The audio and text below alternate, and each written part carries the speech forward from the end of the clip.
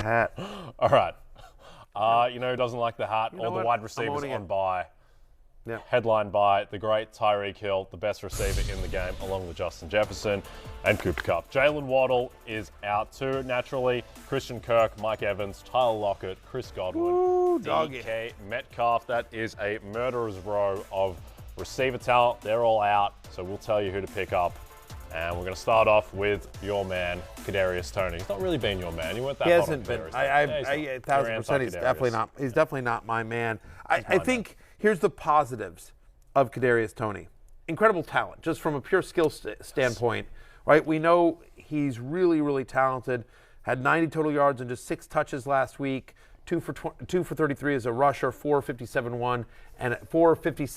1, the touchdown being there as a receiver. So again, just seeing the versatility and the different ways that the Chiefs can use him. He was targeted on 30% of his routes. He played 44% of his snaps, which is significantly up from week 9 when he played just 9%. That's all the good stuff. Oh, by the way, he plays for the Chiefs. Patrick Mahomes and Andy Reid. The bad stuff is that even in his best game, a small sample size, but even in his best game for the Chiefs, he played under 50% of the snaps. Juju Smith-Schuster left this game early. Mecole Hardman was inactive for this game. What is Kadarius Toney's role when both those guys are back, maybe as soon as this week? And so they're using, obviously, Kelsey in the passing game. They've got McKinnon. They've got, MVS. They've got a lot of weapons there.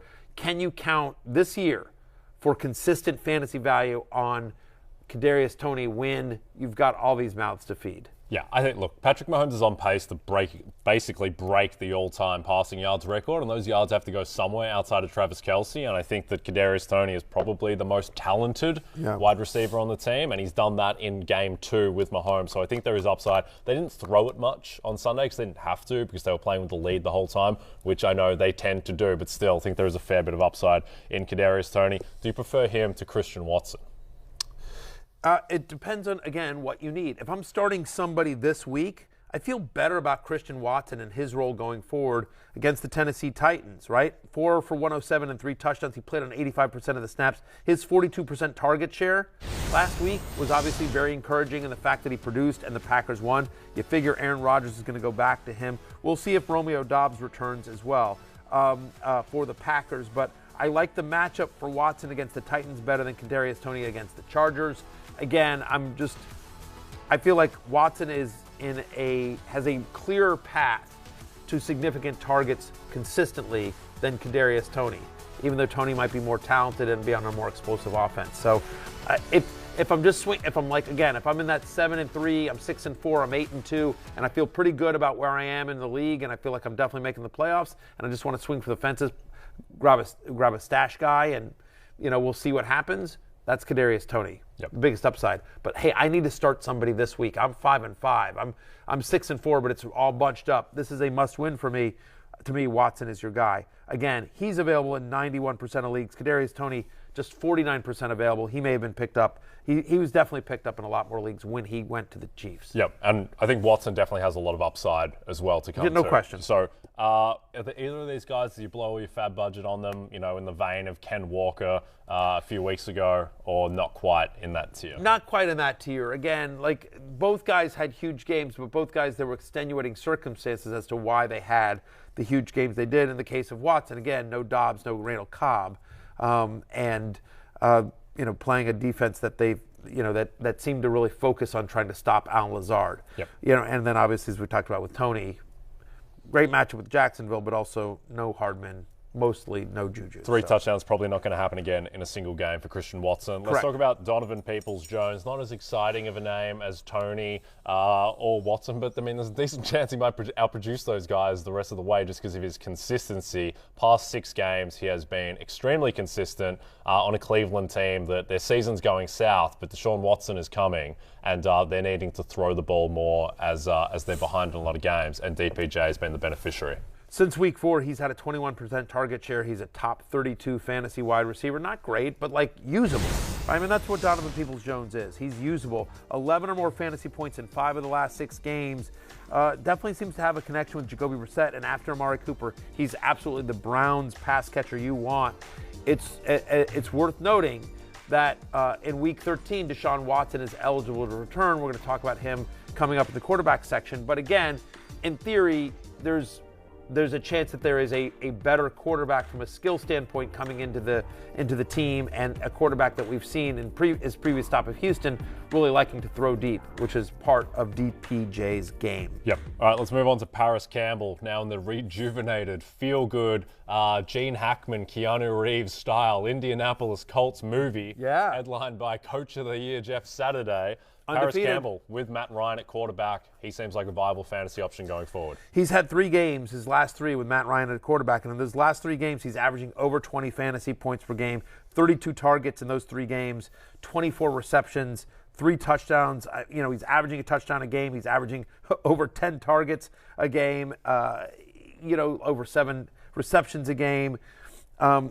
In fact, he's had at least 18 fantasy points in every single game, the last 3 games that Matt Ryan has started. And part of that is because there seems to be a connection. And part of that is because Paris runs a lot of his routes. He's the slot guy, so he runs a lot of his routes close to the line of scrimmage. Ryan's, despite what we saw last week, still not the most mobile guy in the world, and so he was dumping it off to Paris Campbell a lot. Yes, as long as Matt Ryan is the starting quarterback for the Colts, I think that obviously Michael Pittman's value goes up, but Paris Campbell will have success and value. They play the Eagles this week, the Colts do, so obviously an angry Eagles team, because the Eagles, I don't know if you're aware of this, but they lost to my Commanders on national television. Yeah. Like everyone was watching. They were 8-0. Yep. They were 8-0 and they were at home. And they played the Thursday night game the week before. So they had like 11 days. Yep. They had like kind of an extended, a mini bye, if you will. They had 11 days to prepare for a primetime home game against my reeling Washington Commanders. Not reeling anymore. And they lost. So now they're going to be very angry. They're going to be upset. They're going to be bitter. They're going to be, pissed, if you will. Yeah. Angry, scarred. Okay. And they're going to take that out on the, Indianapolis Colts. All right, let's go and take a look at the most added wide receivers on Yahoo and look at some other potential pickups. Christian Watson, as we said, he should absolutely be rostered. Anyone else stand out on this name, on this list of names? Well, look, I think Darius Slayton has kind of established himself as sort of, we keep hoping for Wan'Dale Robinson to become a thing, but while we keep waiting, Darius Slayton has at least 11.5 fantasy points in 4 of the last 5 and over a 20% target share. He has become that thing. Van Jefferson suddenly becomes interesting with the news that Cooper Kupp's going to miss at least the next 4 games. Doesn't look like OBJ is coming either, and we'll see what happens with Allen Robinson. But Van Jefferson is young and talented. We expect him to get some love. And then finally, how about Nico Collins there, who last week, a 27% target share. He's had double-digit fantasy points in 3 of the last 4. And for whatever reason, it seems like they are out on Brandon Cooks. Yep, not going well for Brandon Cooks. Hasn't been the season he was after. Hey, it's Matthew Berry from NBC Sports and RotoWorld.com. Just want to thank you so much for watching what you just watched, or at least being too lazy to click out of it after the autoplay just kept it going. So either way, thank you so much for just letting it scroll by your screen. And now I'd like to ask you respectfully, please subscribe to the NFL on NBC YouTube channel for the latest NFL news, fantasy headlines from RotoWorld, and betting analysis from NBC Sports Edge.